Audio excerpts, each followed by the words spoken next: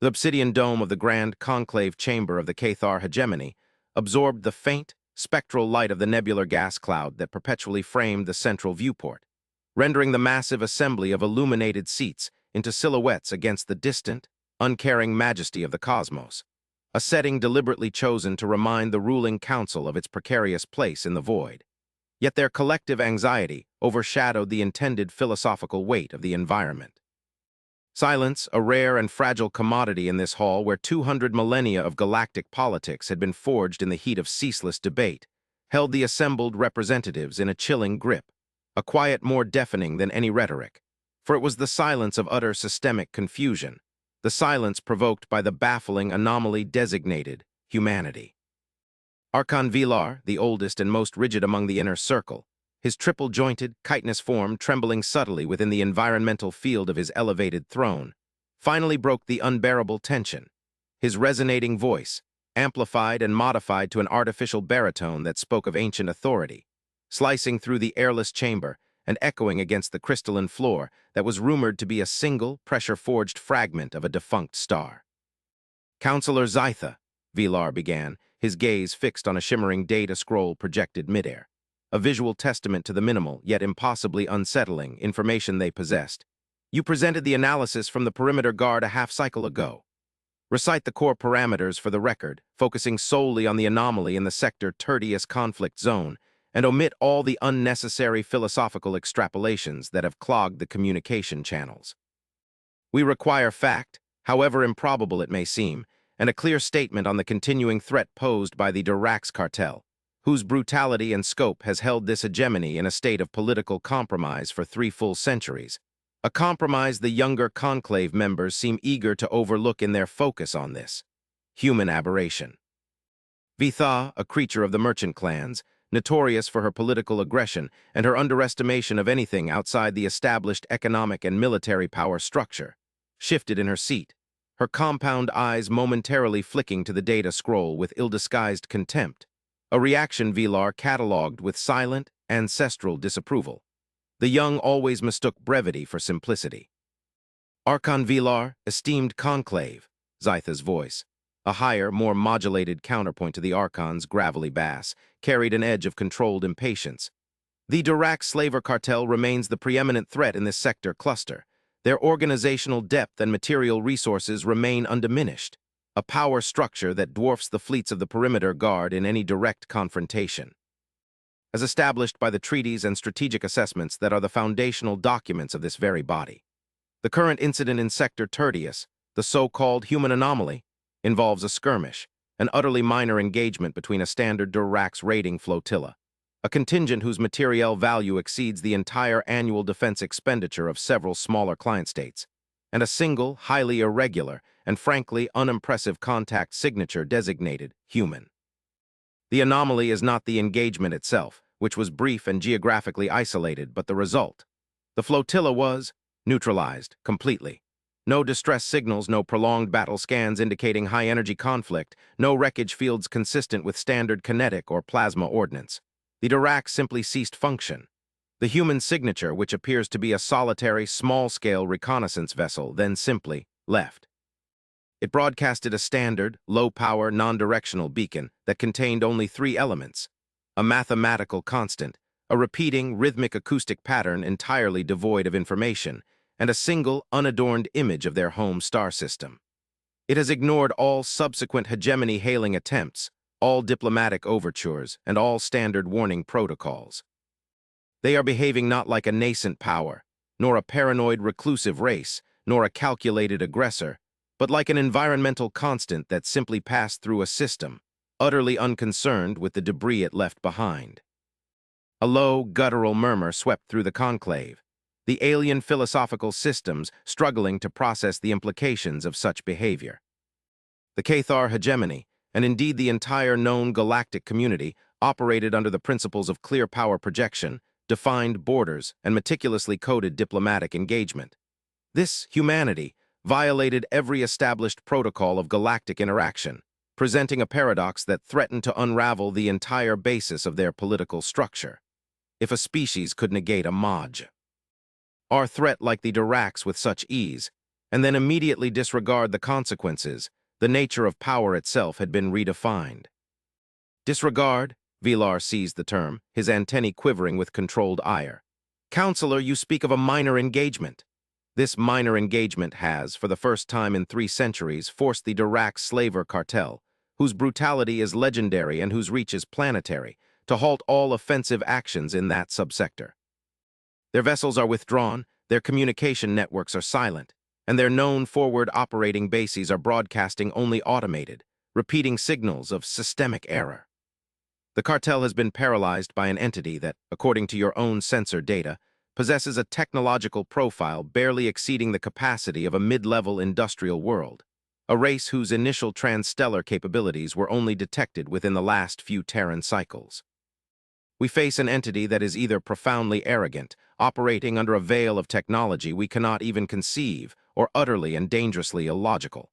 The former is a military threat. The latter is a threat to the stability of the entire galactic order. Which is it, Counselor? Your assessment of this minimal technology contradicts the observed effect. Zytha paused, a deep-seated frustration evident in the minute twitches of her sensory appendages, recognizing the trap of Vilar's logical interrogation. The technological profile is accurate, Archon. Their vessels, the few that have been observed, lack the expected signature of advanced energy shielding. Their warp signatures are crude and inefficient, and their communication protocols are so unencrypted as to be functionally simplistic.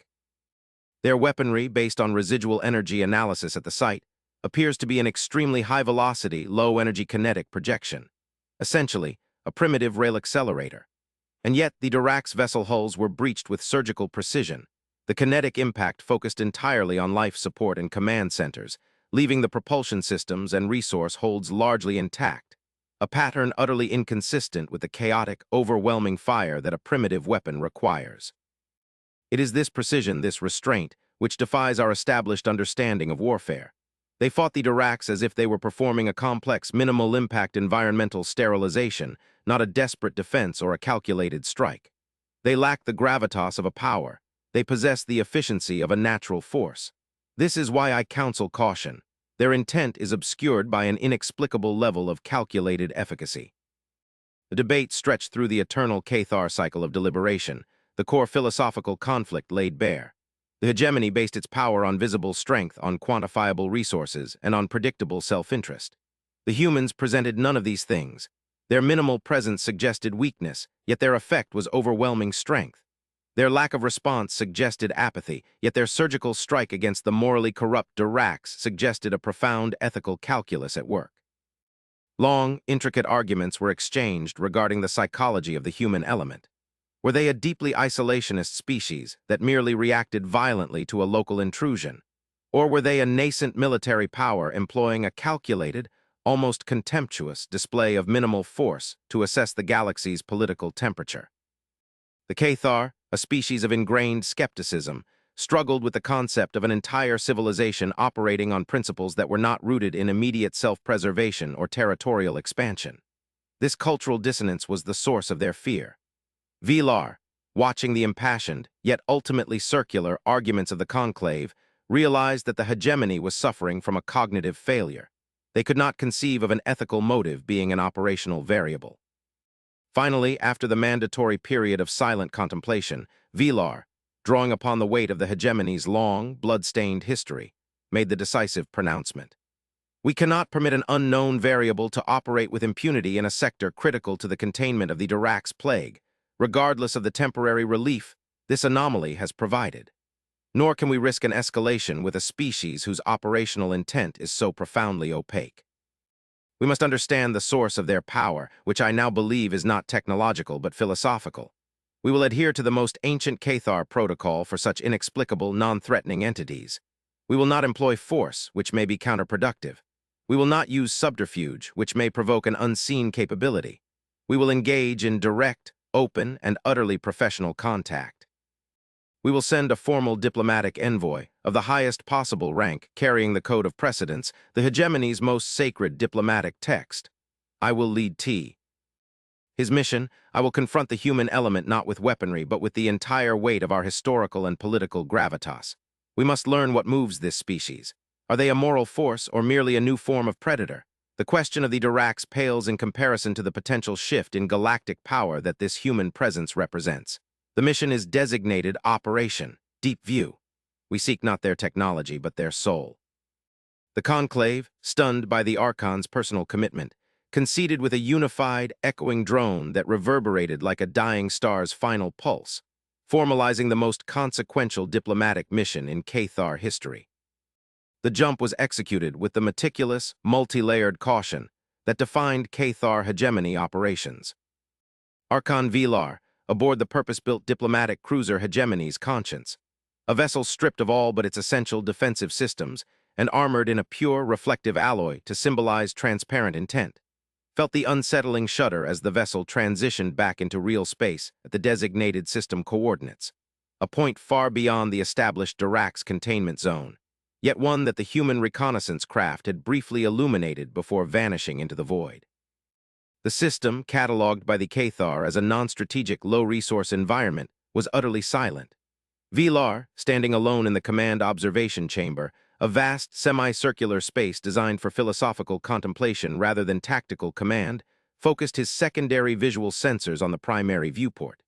The star was a placid yellow dwarf, the gas giants unremarkable, the asteroid belt sparse. Nothing indicated the presence of a civilization capable of crippling the Diracs cartel. "Report, Sensor Liaison Kairil," Velar ordered, his voice steady despite the internal tumult of expectation and trepidation. Kairil, a six-limbed specialist whose entire life had been devoted to the subtle arts of deep space signature analysis, responded with a low, almost hesitant tone. "Archon, we have established orbital parity at the designated coordinates. All expected Dirac signatures, logistical drones, surveillance relays, resource harvesters, are inactive, broadcasting the systemic error code exactly as the initial reports indicated. There is no residual human energy signature on the grand scale, no defensive grid, no hyperdimensional communication matrix, no mass driver platforms, nothing that signifies the presence of a coordinated defense or logistical hub. However, we have detected a single low-power emission.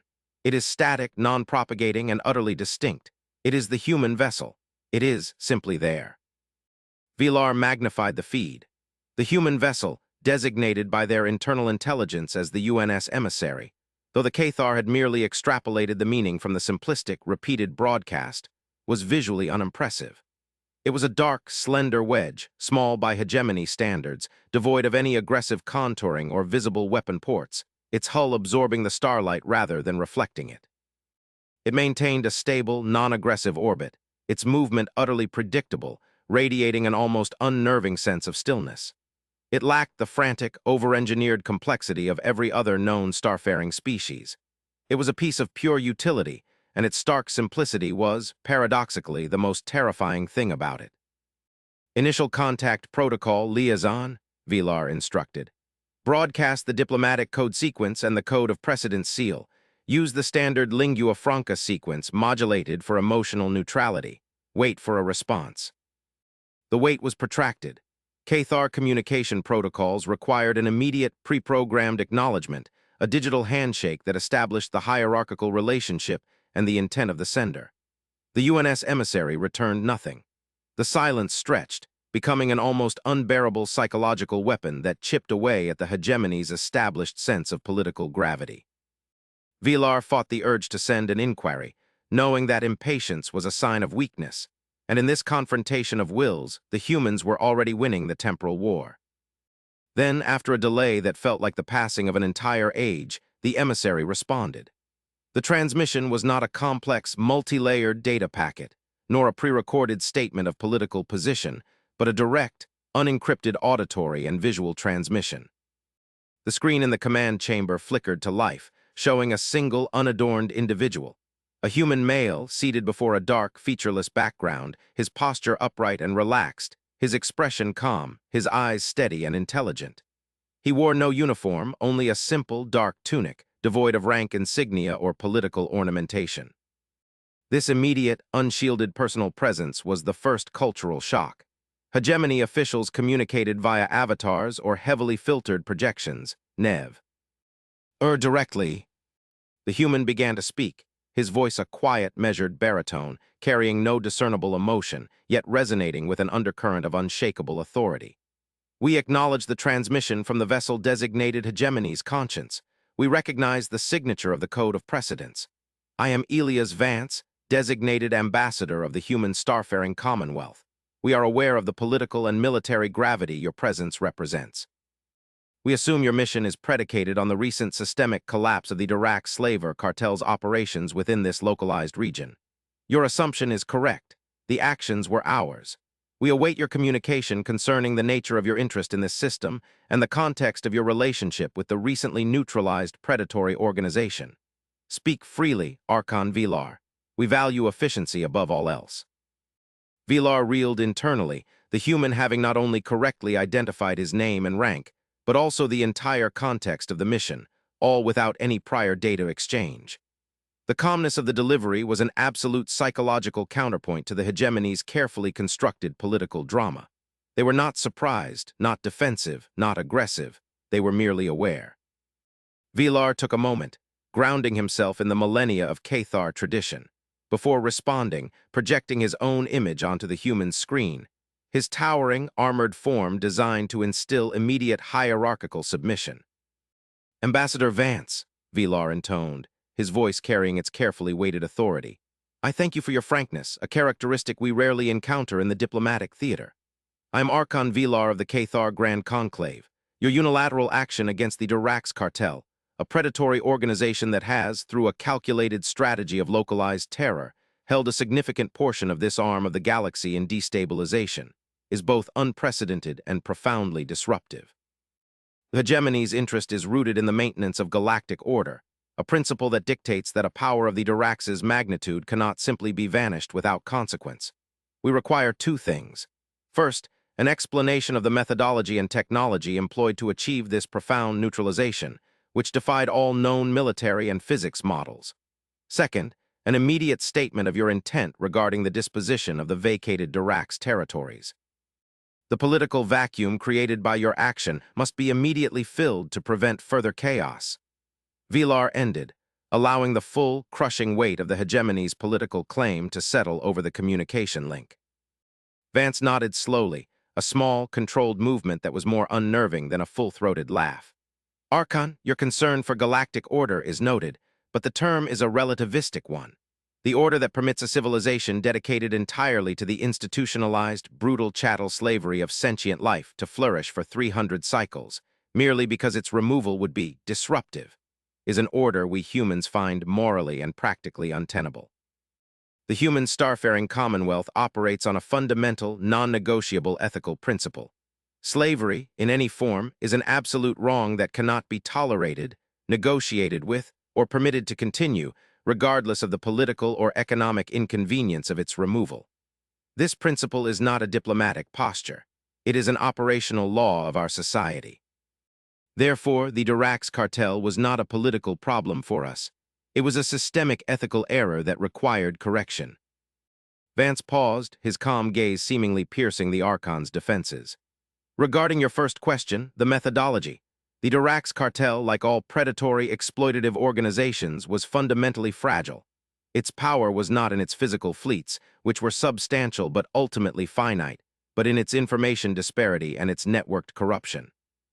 They preyed on the weak and the isolated, but critically, their entire operational framework, logistics, command and control, resource acquisition, and even the financial instruments they used to bribe and corrupt neighboring political structures, was a single, monolithic, interconnected system.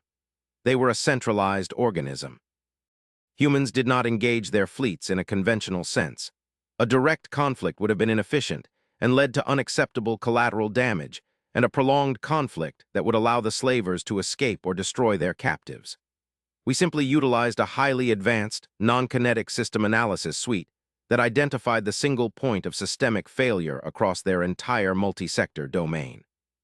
We did not destroy their ships. We terminated the capacity of their commanders to issue orders, disabled the automation systems that controlled their logistics, and most importantly, rendered their financial networks inert, severing the deep-rooted corruption that had shielded them from hegemony intervention for so long. The slavers never stood a chance, Archon, because we saw the entire organism, not just the venomous fangs. We did not win a battle. We performed a systemic intervention. This was the first true revelation. Vilar felt a profound, ancestral chill course through his being. The humans had not simply defeated the Duracs. They had understood them on a fundamental level that the hegemony's military-focused intelligence apparatus had never even considered. The Cathar had always viewed the Duracs as a military problem, a collection of strong ships that required an even stronger fleet. The humans had identified them as an information and ethical problem that required a surgical, intellectual solution. This was power defined not by tonnage or energy output, but by insight and unwavering moral clarity. Vance continued, his voice still measured and calm. Regarding your second question, the disposition of the territories, the human starfaring Commonwealth will not occupy, govern, or claim the resources of the vacated Durac sectors. We are not interested in territorial expansion. Our action was completed when the ethical error was corrected. We have already initiated a pre-programmed, slow-wave broadcast to all indigenous populations previously enslaved or intimidated by the cartel, providing them with the necessary protocols for self-governance and the initial security data required to establish local defenses. The vacuum will be filled by the only entity that should fill it, the released populations themselves. We have no interest in inheriting a politically compromised space. Our mandate is simply to ensure that slavery does not exist within our operational sensor range. The Cathar hegemony is free to attempt to negotiate a political or economic relationship with these newly autonomous entities, but the principle of their self-determination is absolute. We have provided the means for their freedom. They must now provide the will for their future. This is the hidden truth, Archon. Our strength is not in our weapons, but in our non-negotiable ethical code, which forces us to see the systemic nature of true power. The words hung in the void, a profound indictment of the hegemony's entire history of compromise and calculated inaction. Vilar, momentarily speechless, felt the political ground beneath his feet shift drastically. This small, unassuming human, speaking with such serene conviction, had just defined a new galactic morality and a new, terrifyingly efficient form of power. The Cathar's initial assessment had been entirely wrong. These humans were not primitive, nor simply aggressive. They were a civilization operating on a plane of ethical and strategic depth the hegemony had discarded centuries ago in favor of political expediency. Vilar had sought their soul. Vance had revealed it not as a mystical concept, but as the engine of their power. Vilar returned to the hegemony's conscience command chamber, his mind a torrent of conflicting data and philosophical upheaval. His initial report to the conclave was not a strategic assessment, but a cultural confession. The subsequent debate in the Grand Conclave, conducted remotely through the secure quantum link, was the most volatile and philosophically challenging in Cathar history. Councillor Zytha, initially arrogant, now retreated behind a furious, defensive barrage of rhetoric, arguing that the humans' refusal to occupy the territories was merely a cunning form of destabilization, a prelude to a more insidious form of control. Other, more perceptive members argued that the human action was a profound mirror, reflecting the hegemony's moral decay. The Cathar had tolerated the slavers because the conflict was predictable and therefore politically manageable. The humans had simply removed the slavers because the evil was intolerable. The silence from the released territories, now forming rudimentary, fiercely independent governments based on the human-provided data, was the most damning evidence against Zytha's cynical prediction. Vilar, now a fierce advocate for a deeper understanding, addressed the conclave once more, his metallic voice devoid of the arrogance that had once defined his tenure. Esteemed conclave, we have suffered a collective cognitive failure. We assessed the human element through the lens of our own political ambition and fear. We sought to understand their fleets. We should have sought to understand their philosophy. Ambassador Vance's claim that their ethical core is their operational law is no mere rhetoric. The efficiency of their strike proves it. They did not want war. They required a moral correction, and they executed it with the minimal necessary force to achieve that correction. They are not conquerors. They are custodians of a self-imposed ethical boundary. The Duracs never stood a chance because the humans did not fight their ships. They targeted the flaw in the Duracs' central UNIF. Ying evil, this changes everything. The fundamental question is no longer how we will fight the humans, but how we will align with a power whose ethical ceiling is exponentially higher than our own. We must offer them an alliance, not of military necessity, but of philosophical recognition. We must admit that we failed where they succeeded and seek their counsel on the systemic failures that plague this arm of the galaxy.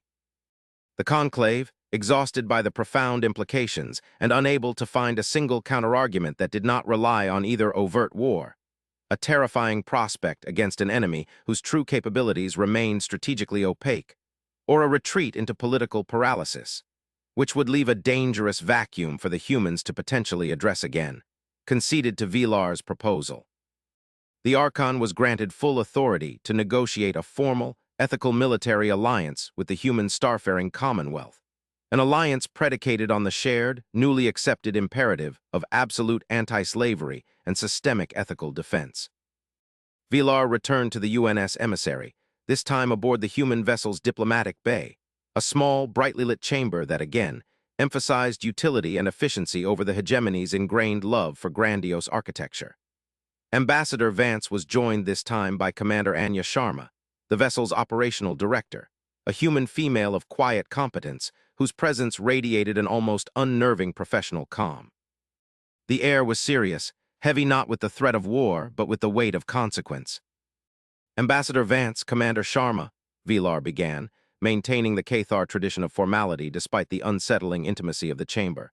The Cathar Grand Conclave has received your explanation and the data package concerning the Diracs cartel's systemic fragility. We accept the premise of your actions. More importantly, we accept the moral necessity of your intervention. We recognize the profound ethical lapse of the hegemony in tolerating the slavers for 3 centuries. We come not as supplicants, but as potential partners seeking alignment with a higher ethical mandate. We formally request an alliance between the Cathar hegemony and the human starfaring Commonwealth, an alliance whose primary directive is the absolute, systemic eradication of slavery and the establishment of a new ethical framework for stability in this sector cluster. We offer the full material and political weight of the hegemony to this cause. Vance's expression remained unreadable, but Commander Sharma offered a slight, almost imperceptible nod of acknowledgement. Archon Vilar, your concession is noted, and your willingness to confront the hegemony's past compromises speaks highly of your personal integrity. However, an alliance cannot be founded on a mere shared goal. It must be founded on a shared understanding of the long-term cost. The eradication of the Diracs from a single sector is an event. The eradication of the systemic conditions that allowed them to flourish is a perpetual commitment.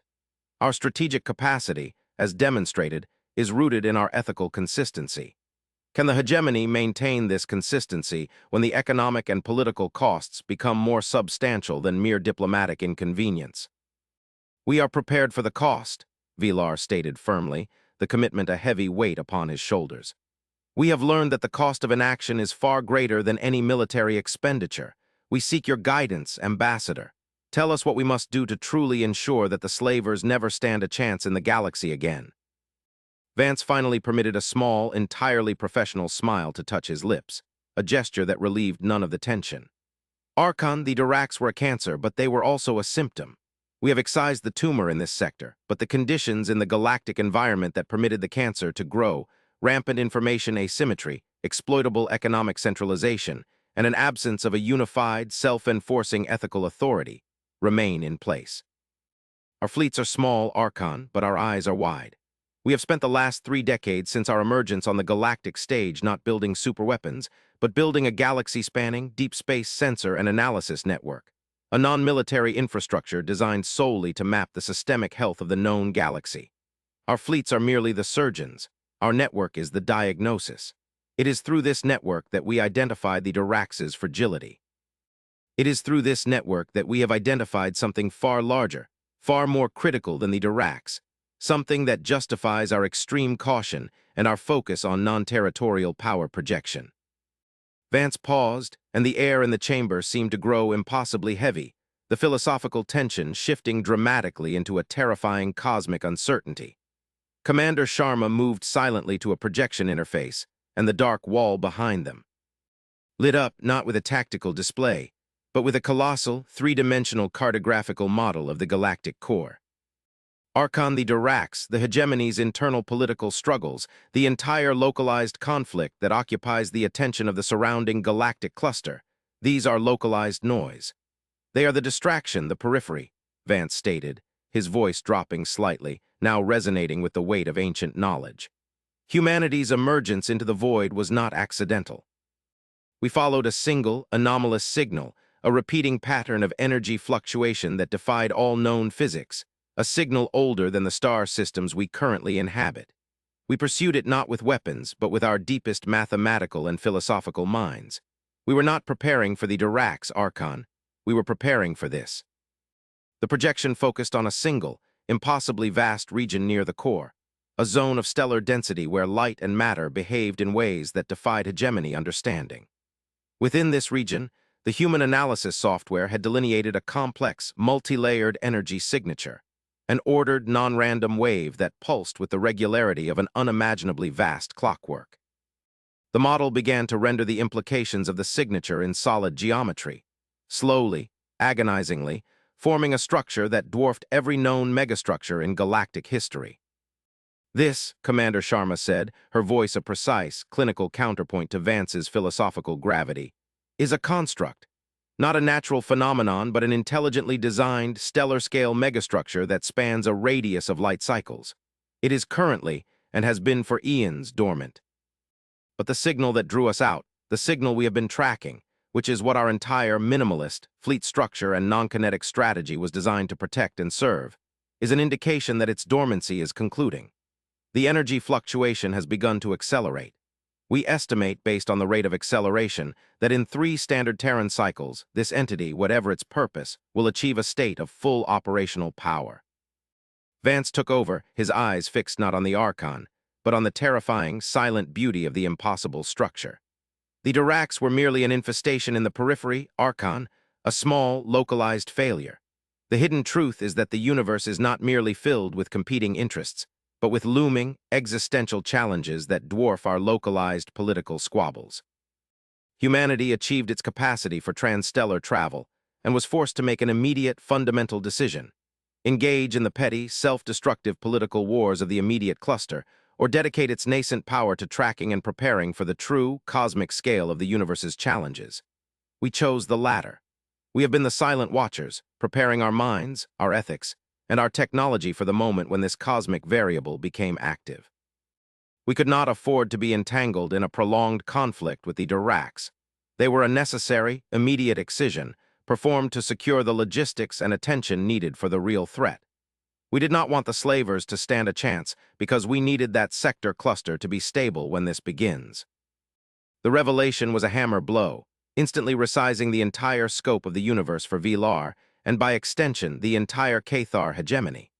Their 3-century struggle against the slavers, their careful political maneuverings, their vast fleets and their proud, rigid traditions, all of it was reduced to a footnote, a provincial squabble on the eve of a cosmic storm. Sheer, terrifying audacity of the humans, to emerge from their home system and immediately focus on the existential threat at the galactic core, entirely dismissing the localized power politics of the outer arms, was a testament to a strategic and philosophical maturity that was almost impossible to comprehend.